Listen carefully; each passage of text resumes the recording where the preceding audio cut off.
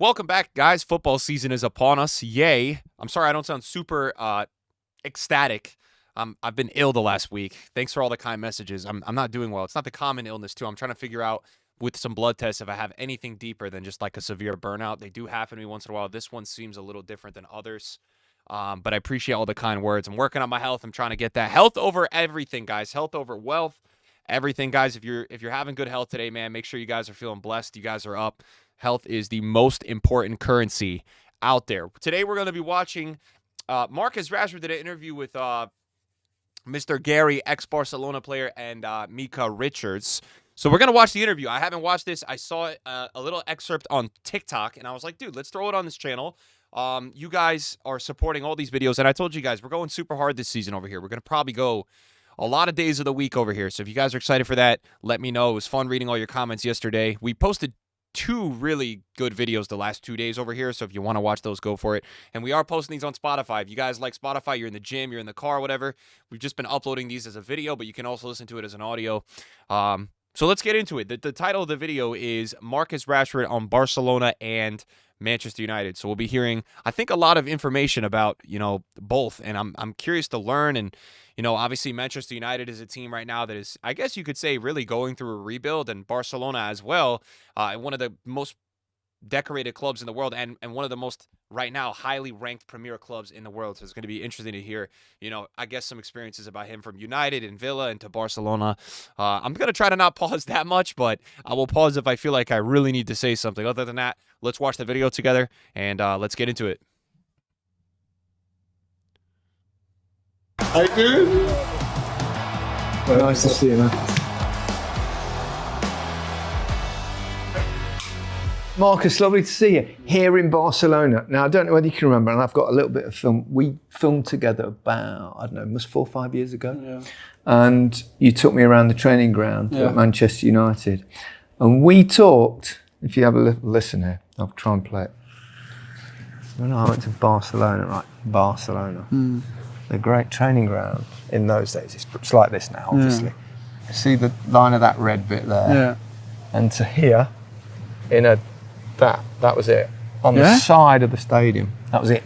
Like a patch? Like a patch, and it was that's trained on every day, right by the side of the stadium. It's like... It's crazy, isn't it? I won't bore you with all of it. But now you're here. Yeah. Now you're here. Who would have thought it? We were talking about Barcelona's training ground. Now you're on the training ground. Yes. Not the one I was, which was right by the stadium. And it was a patch, a field. How was it? You settled in? Yeah. It's obviously a new experience for me, but just enjoying it all. So it's exciting. Yeah. He's looking lean, isn't he? He's looking good. I'm looking at the guns here. I'm a little bit jealous. You're going to compete. You're going to get super fit. Here's that. Talking when you What's just his came body fat? Like 7%? Training's changed, because you were talking about how slim you are and all that, and saying that it's slightly different here than. Yeah, it's very intense, but it's intense in a different way to English football. It's hard to explain because like pre-season, it's been tough. It's been draining. Like after training, I'm tired and stuff. Obviously, the weather plays a part as well. But it's not tough in the aspect where in England you'd be doing like loads of hard running. It's more like mini games and possession blocks. It's less rest between each exercises. More on the ball? Yeah, more on the ball, and it's more like constant training. So in that way, it's more difficult in terms of intensity, but it's easier because you're in rhythm more. It's definitely different, but I'm just looking forward to the season starting really, because that's where I'll learn the most, playing against new teams on a more consistent. Have you got any lingo? Early days. No, I'm trying. I've had a couple of lessons. El español ¿Qué hay en Barcelona? ¿Tú no conoces Barcelona? Un plano? 3 times a week for 2 years.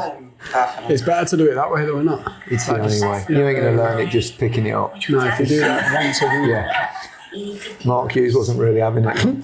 He's got no concentration. He did 2 lessons and then gave up. To be fair, I'm going to get more consistent lessons and just try it that way, because I tried a little bit on like Duolingo and stuff, but it didn't really help me. It's tough, isn't it? It didn't really help me. Like, I done loads of lessons on that, but then when I started my first like proper lesson, it was different. Having been had the experience myself of being here.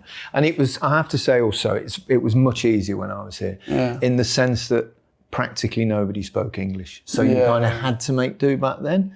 Whereas now, even when I come back now, and I speak Spanish pretty well, if I speak to people, they reply to me in English, which is bloody annoying, because you just want the chance to practice. But I think it's appreciated by the fans if you can say a little bit. Yeah, definitely. And it's definitely appreciated perhaps in the dressing room as well. They go, oh, he's you know. But for me as well, it's just part of like the experience of being here. Yeah. So like, even if I didn't have to, I'd still want to try and learn at least the basics anyway.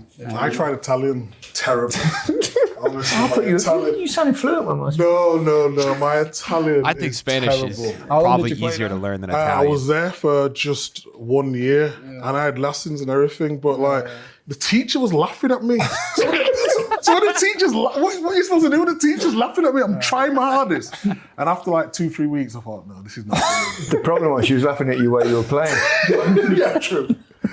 But it was just amazing to like have a different experience, you know, like going into a new dressing room. Obviously for you being at Man United for so long, then just going in and you just trying to find your way. It's like a new kid at Do you know school. what? Honestly, I thought it'd been a bit more like daunting, but like it's pretty much seamless. I think when you go over something in your head and you visualize like being somewhere, like you just take everything as it goes really. So, and it was similar to like when I first went to Villa as well. Like you don't really know what to expect, but because it's something that you're looking forward to, it's not like a worry. It's more just like an excitement. So. Can I ask you, was you nervous though? Because when I went to Fiorentina, I was really nervous. I was pretending like I was fine. I was nervous as well. Way back. Was you? Way Yeah, back. was you? Yeah, way back. Yeah.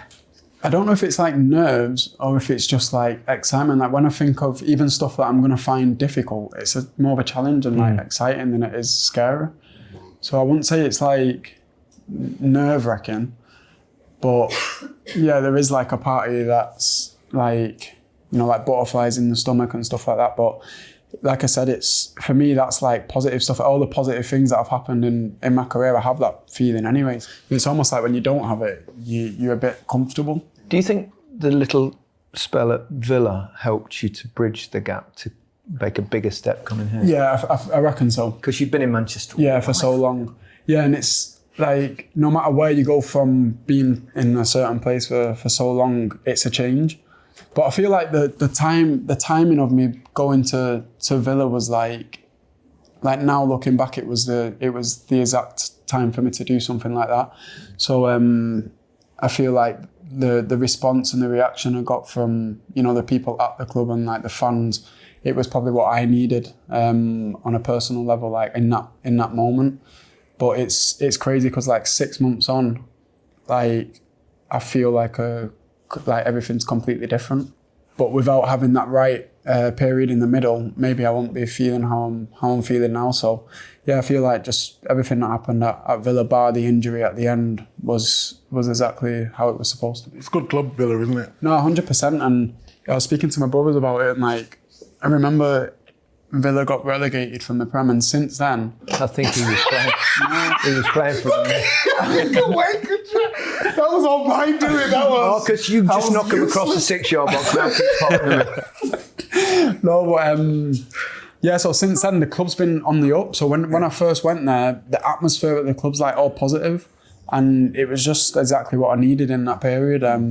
What's the language of the dressing room out here in Barcelona? I just wondered whether because it used to be Spanish. Because people used to say, "Oh, do you speak Catalan or Spanish?" And no, it's still Spanish. Obviously, a lot of the young lads speak Catalan. But the easy thing for me is a lot of the lads understand English. So like on the pitch, it's just about me picking up on the basics, which I've done quite quickly, to be fair. So a lot of them would speak English as well. Yeah. And then there's good like people that are like a bridge. So like Frankie speaks really good English. Jules speaks really good English, and these guys have been here for a few years now, so they speak good Spanish. So on the pitch, it's honestly like easier than what I thought it'd be. But also like football itself is just a language. I know a lot of people say it, but like if you understand each other on the pitch, it's easy to communicate. You get like the general vibe on the pitch. So I've not really had any problems in that way. I think it's normal when you go to a club, and particularly in the early days when we've moved around, and you normally you find a friend. Yeah. Who's your friend? Yeah. To be fair, all of the lads are like, maybe it's because they're all very young, but like... Do you feel like the old man here? Well, yeah, apart from Lewandowski. No, but you do though, because like you have to think like 27, 28, there's more players under 20, under 21 than there is past, 28. Damn. So it's like, in your whole career, you're probably in like directly in the middle, but in this team, you're one of the experienced lads. He's Well, they on. like these young. I mean, they're so good. Honestly, it's so like refreshing to be playing with them.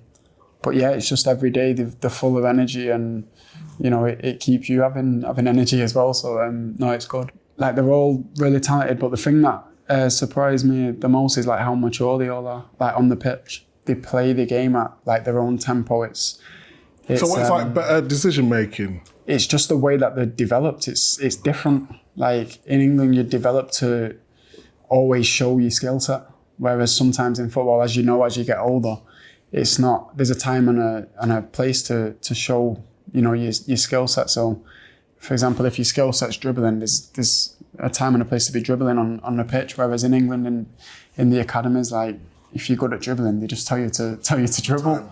Yeah, so that's one of the first things that I've realised. And it's like you look at someone like Pedri, I think he's 22 or 23, and it's like he's actually really, really young, but he's just got that much experience already playing at the, one of the biggest clubs in the world, and playing in some of the biggest games. Where have you been playing in the pre-season games? So we're doing this just before the start of the season. It's coming up the weekend. No, just a bit of everywhere really. But I've always enjoyed doing that, especially when you play with so many passes in the team. It's like playing on the right wing when you've got so many passes in the midfield striker. and in the back line. It's different because playing on the right wing is probably my more difficult position out of the three. But once you can just assess spaces, and that's kind of the main thing that I'm trying to adapt to now, because I think the way people defend here is obviously different to in England. So you see spaces in England, because in England you have to find the spaces so quickly because of the tempo and the rhythm of the game. And I can imagine it's similar here, but if you do find the spaces quickly, you can really hurt teams, and you see that when you play against teams in Europe. But like anywhere, when you play against teams consistently in a league format, it's going to be different. So it's just adjusting to that as quickly as possible. But it's going to be exciting. I'm looking forward what he to just said makes any sense. This new sort of like atmosphere and new genre of football. So it'll be good. Ok, atrás, Pedraza, ahora, para, Miguel! Bien! Ah, you shit! Oh. Terry. He was such a great coach. Don't gamble, take the initial run, but once you've took it and the ball doesn't come in, let it go and join the others. Gary, you shouldn't be offside there, you look right along the line. The shorts are crazy, bro. Do you remember I told you about the NBA, they used to wear those short shorts. Yeah, that's next to the stadium. That was the training ground all season. Yeah.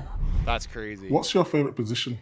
My favourite position's off the left, but then it does change throughout. I know, because I've heard you throughout saying you was happy playing up front, but you like left. It also just depends who you're playing with, how consistently other people play in the positions that you receive the ball from as well. So it's difficult to like pin down one position, but honestly, I've been like this since a kid. It's been hard for me to like, because I'll say it, I used to love the right wing when I was younger, but then I learned as I got like maybe to 13, 14, drifting inside, because I'm always controlling the ball on my left. When I'm coming in off the right hand side and now you're controlling off your right, it's more different when I'm trying to accelerate. So it's more natural for me to control on my left and accelerate with my right foot. I can do it more swiftly in one movement. So then I moved over to the left, and then I love playing on the left, but then you miss scoring goals. And then when you are in the middle, you miss touching the ball. So it's just like, you need that. Like for me, when I'm at my best, I'm having that freedom to exploit the back line. for me, from the left is the easiest position for me to do the rotation, because on the left I find it more natural to play off the centre half shoulders and the fullback shoulders than I do on the right. But it's all just, it depends game to game. Well, football's never... It's never the same. But then some games I'll be on the left, and even if I have a good game, I'll be seeing what's happening on the right, and I'll be like, oh, I wish I was on the right today. So it's one of them. But as long as I'm, helping the team and, trying to find ways to have an influence on the game, then, I'll be happy. And you'll certainly be playing attacking football, that's for sure. Yeah, 100%. Anti Slick's way of playing. I mean, it high is a massive high line, and you'll be playing in the oppositions. Yeah, but it's perfect for the skill sets of the team. There's too much ability to be spending too much of the game in your own half. So, to play the high line, which honestly in the first couple of weeks that I've been at, how good they are at the high line is, like, everyone looks like they're only just offside, but they're so confident in the system, and for them to only be doing it for 1 year and be that good already is really positive. So it's good, but honestly, I'm still learning it, which I probably will be for a while. But it's attacking football, and that's what I want to be playing. You seem like you're really happy with life and the way that 100%. It must be really exciting. Looking forward to the start of the season. Honestly, it's just like refreshing. We see how good they were last year, but like the motivation and the determination to just improve, and we know it's going to be tough to have a year like they did last year, winning that many trophies, but that's the aim and that's the objective. So that was one of the first things I noticed my first couple of days there. Like, everyone's pretty much forgotten about last year, and it's about what we can do this year now. So it's the perfect environment to go and be successful. Scored after 2 minutes, Mark. Then I'll take the pressure off. Right place. We're just talking about. I'll leave you two strikers to it. What are your aims this season? It's just to win. I want to have obviously a good individual season, but like anyone will tell you, if you have to choose between that and winning, you'd pick winning. So so if I aim to win, the chances are I'm going to have a good individual season as well. It's going to be tough getting into this team, isn't it? Because no, for sure. Talent. But this is part of the challenge, and if I wasn't confident that I could do it, then I wouldn't have wanted to come here. So I think just settling in and giving 100% and keep the mindset of learning, because I think, like, when you come to like a new country, a new brand of football, it's easy to think like whatever we was doing in England's the right way to play football, but things are different here. So I'm enjoying like learning this, and the players are helping me learn. He's actually, whether or not he performs to the expectations of what people think, the signing couldn't have come at a better spot for Barca, because how much they had to spend to get him was a lot less than a Nico Williams, a Luis Diaz. And we look at already, like, Lewandowski already got injured, right? And yes, they have other players. You look at the attacking core of players. You got Firmino, you got Rafinha, you got Lamine Yamal, Dani Olmo, Ferran Torres, right? But we see Dani Olmo's not healthy all the time. And you never know which one of these other guys is going to drop. So, like, looking at it now, I look at Rashford as a player that probably in all the world football is one of the only guys that is very good at two positions. Whether or not he's on form or whatever, but at one point he was very good at two positions, whereas some of these other players we just mentioned, they have one position. So it's one of those where, it may end up working really well for him if these injuries happen. Whether or not, let's say there's no injuries and he's working his way, as he says he's challenged and excited to take on the challenge of getting minutes and getting into the lineup regardless of injuries, but it may work out really well for him. Just a thought. The new brand of football. One criticism from me in your game is I feel like you can be more selfish. Yeah. Because you get into great areas, then you always want to pass. I'm like, all the other players in top of world football are shooting. No, for sure. But it's just, that's how I enjoy football. I've been like this since a kid. Like, don't get me wrong, I love scoring goals and stuff, but so like, this is why I probably can't consistently be a number 9, because like, it's not natural for me to do that. So if I am doing that, I feel like I'm forcing it, and I know that I'm missing other pictures of the game, that if I was just playing freely, I'd be seeing these pictures. So there's a lot of times where like I don't shoot because I feel like the chance of it being blocked and missing a chance for the team rather than just for me is pretty high. But then also the striker of him is like, if I can get it through his legs here, if I can get my shot off through his legs, there's a high chance of it going in. Yeah, so it's like finding the balance. But you know, in this generation to consistently play number 9, you have to be selfish because you know you're required now to score 40 goals a season. So you need to be shooting more frequently. It's like I don't put too much pressure on the goal scoring side because I just know like I'm confident that if I'm doing the right things, I'll create chances for others and I'll be in the position to have shots and score goals. Yeah, just to elaborate on that though, because I think we're now in a era where everyone talks about goals and assists. So when you was at Aston Villa, I was raving about you, and we did a FA Cup game, didn't we? And I was saying it's the best I've probably seen him playing for Villa. But at the end of it, then people say, well, he only scored that amount of goals. Yeah. Do you know what I mean? But they're not looking. I look at the full game. Yeah. People now it's because you played though. Of course, yes. So like I'm a winner at the end of the day, and I want to win. So if the team's won, I can analyse the game and whatever I need to change and adjust to score more goals, I can do that in more of like a seamless way. And that's the way I've always, it's not just in sports, that's the way I learn. Like if I put too much pressure on myself to like, oh, you need to score goals, you need to shoot, I'm not gonna, play well. Yeah. Have you always been like, I mean, I'll take you back perhaps now to your childhood and where this talent came from. And yeah, so I was a goalkeeper at first actually. Was you? Wow. No way.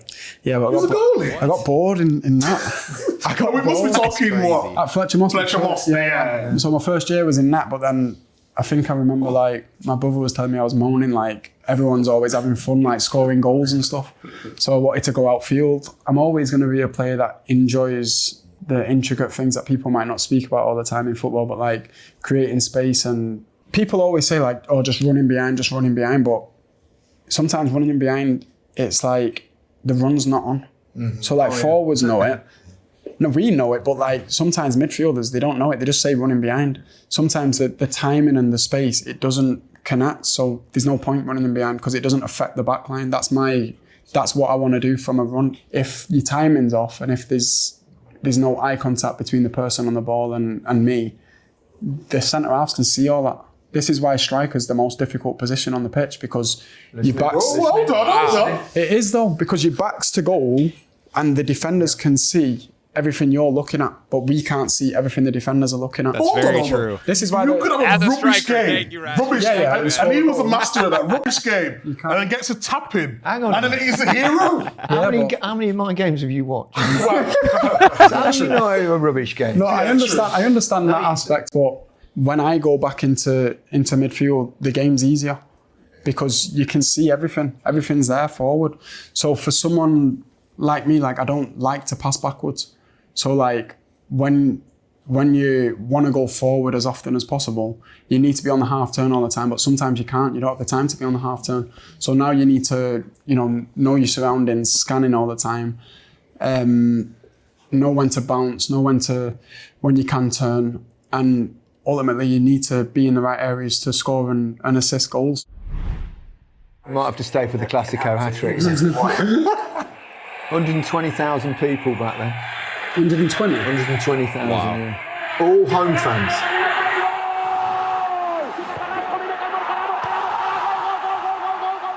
Two goals in the first 5 minutes. Yeah. I was buzzing.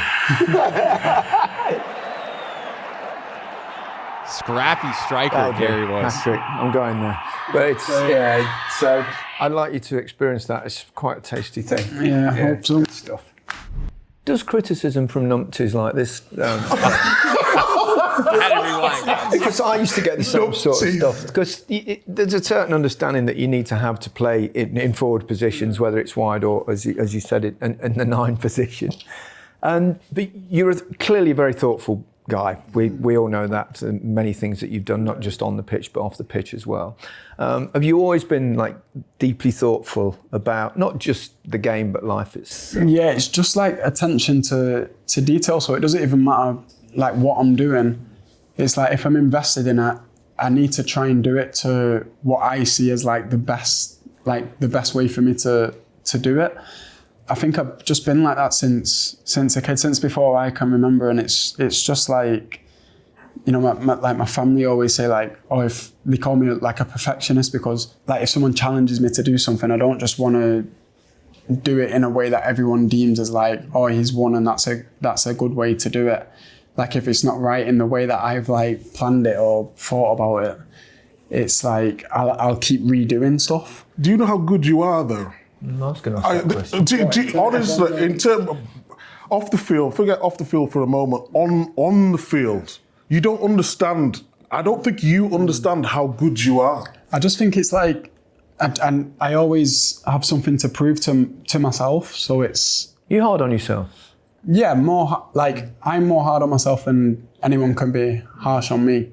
So it's like, this is when you touched on that criticism before. I ignore a lot of people, but it's not like a defense. High standards.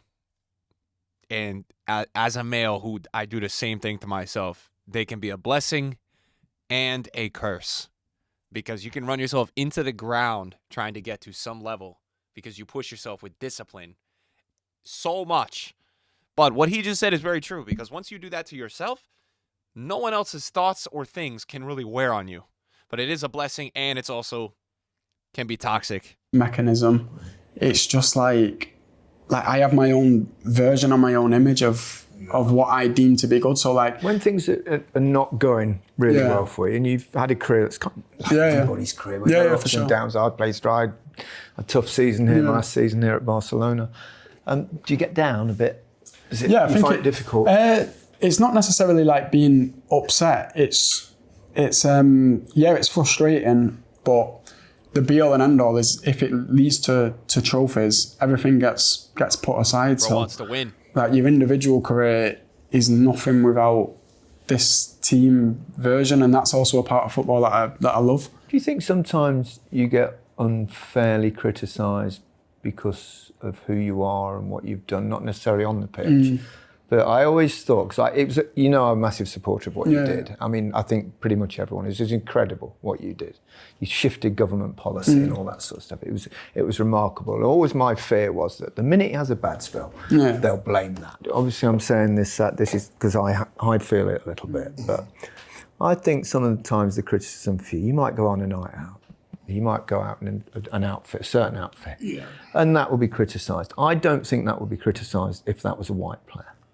Like, I honestly think it's not because people don't want to highlight it. I just think people don't care anymore. I just don't think you can change those people's opinions anyway. It's more about going forward and what I have noticed, specifically about English media, and definitely a few American medias. I don't know if all the medias do this, but you know, at the end of the day, these medias pretty much will sell their souls and anything to get the most possible clicks, views. I mean, it's like a Twitter account's rage bait on steroids, because they're genuinely getting paid per view that you go and you write a hate post. It's, you know, and it can be very disrespectful, some of the stuff they say and targeted and things like that. But I will say, just from the outside, like, definitely English footballers in that space, like, the media is crazy. Like, I forget the one article they ran on was it Phil Foden?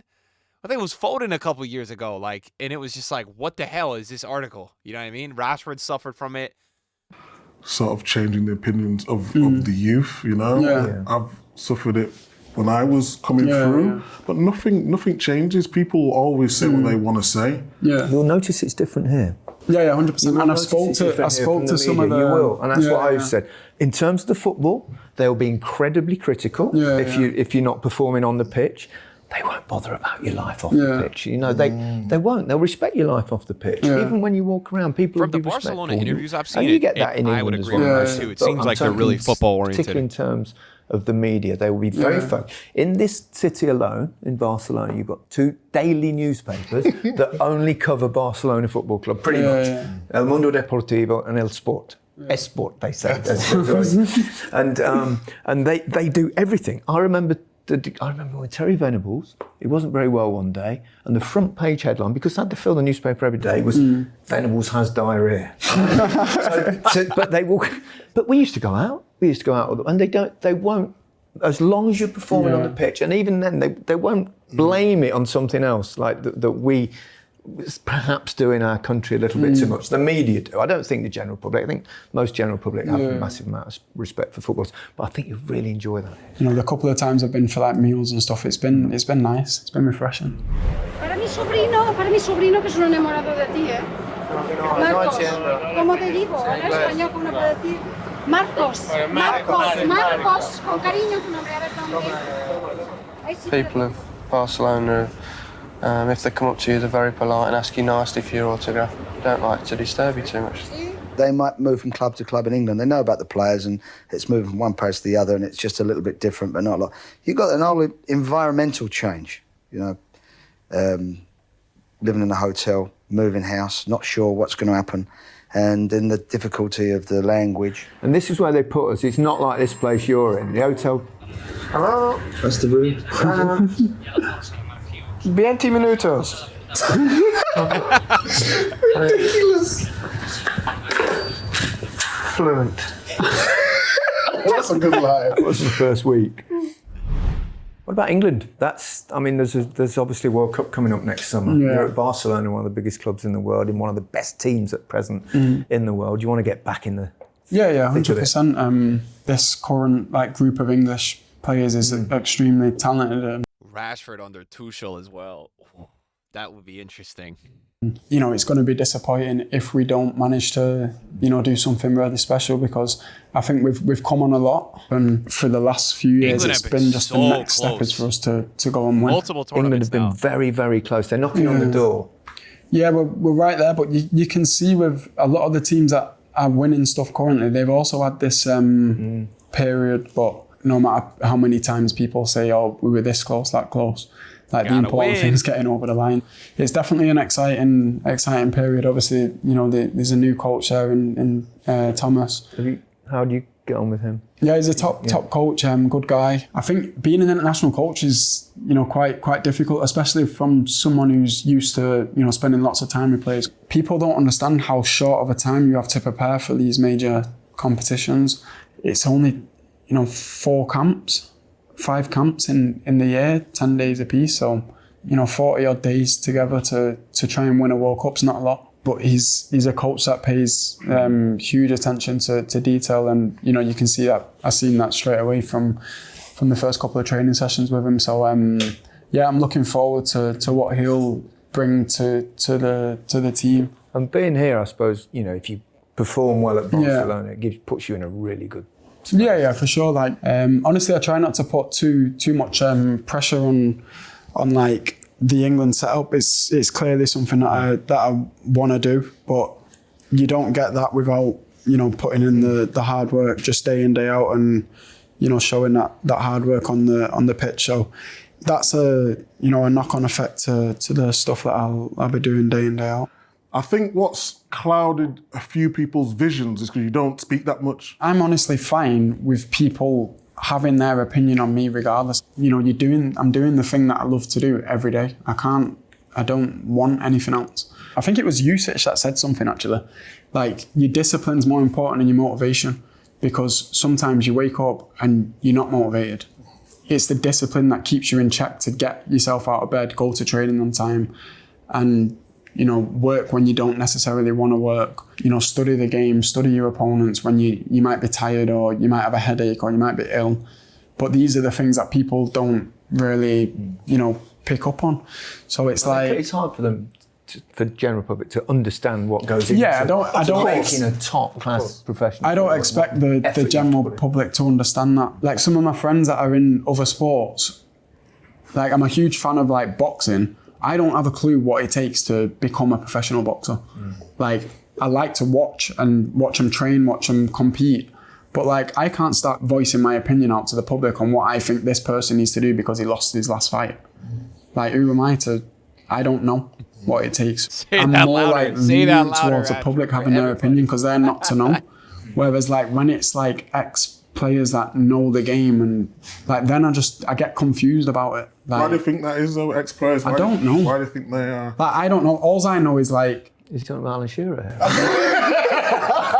That's why they get the invite. No, for me, all I know is like when I come to retire, I ain't going to be doing that.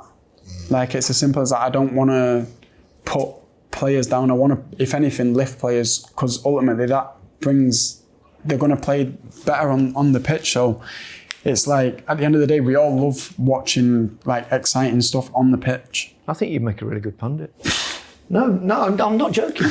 I mean, you talk very intelligently about the game, about the positions, about the different roles that you have to play as a forward. Yeah. You can go into it. I don't think I've upset too many players. You're a host. That's why. That's the question. Maybe you'll be a host. No, we'll see.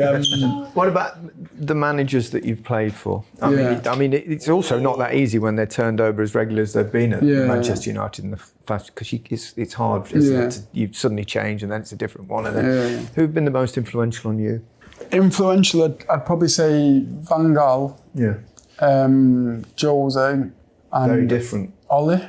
Yeah, they're different, but because of what you just mentioned, we've had so many different managers. It's so hard to like. It's impossible for me to compare the managers. But when you're a developing player, like at a young age, you learn stuff that no one's ever taught you that before. So like up until Jose, I'd never had a manager that was so fixated on winning.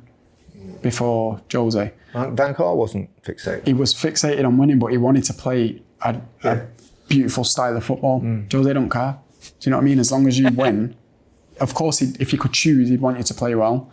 But if you win, you win. You move on to the next game. And he had this attitude. And in the beginning, it was confusing for me because all the way through my development at United, it was about playing a certain style of like winning a certain way. So in the beginning, I was angry all the time. Like, we've not played well today. We've won, but because we've won and he's a manager that is just a winner, he doesn't bring up the points that was missing from that last game because we've won. But when we lose, he brings up the points then. But after like 6 months, I just learned to like respect it, and then I started to reap the rewards from him as a coach. I'm in awe of the way he's talking about different systems, because obviously I like the tactical side of the game as well. Yeah. But just like how he's created different things in his head for different managers and when, and he's talking about the movement. Because obviously at Barcelona, you're going to play a high line. So if you win the ball back within 3 seconds, you're pretty much on goal.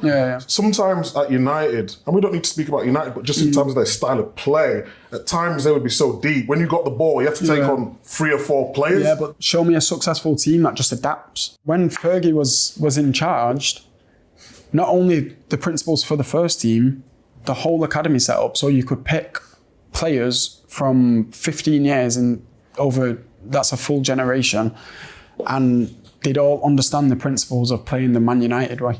So you see it with any team that's been successful over a period of time, they have principles that any coach that comes in, any player that comes in has to align to these principles or be able to add to these principles. Whereas like at times I feel like United have just been, we're hungry to win, so we'll always try to adapt and to sign players that fit this system. But like, it's reactionary. If your direction's always changing, you can't expect to be able to win the league. Yeah, you might win some cup tournaments, but it's because you do have a good coach and you do have good players and you have match winners in your team. You're not there by accident. Like, this is what some people forget. So yeah, we've been way below where we deem United to be. But then if you take like a step back, which I've been able to do, especially over like the last 6 months, what do you expect? People say we've been in a transition for years. To be in a transition, you have to start the transition. So it's like the actual transition's not started yet. So like when Liverpool went through this, they got Klopp, they stuck with him. They didn't win in the beginning. True. Do you know what I mean? People only remember his final few years when he was, competing with City and winning the biggest trophies. Didn't win in the beginning. Tough time. So it's like, to start a transition, you have to make a plan and stick to it. So this is the thing that I think... It's not easy to do though, is it? It's not easy to do. If it's not going well, the fans 100%. But this is where I speak about like being realistic with like what your situation is. I feel like we've had that many different managers and different ideas and different like strategies in order to win. You end up in the middle of you end up in no man's land. So does it hurt you? Yeah, 100%. But not only as like a player, just as like I'm a United fan.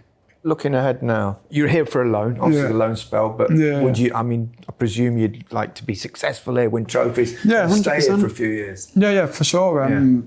What I deem as success is growth. So if you think about it, they're a team that's like, a few years before, they found themselves in a tricky spot, but they stuck to what their roots. Do you know what I mean? Their principles are, it might be a slightly different brand of Barcelona in terms of like there's so many young players in the same setup, but this is what it is.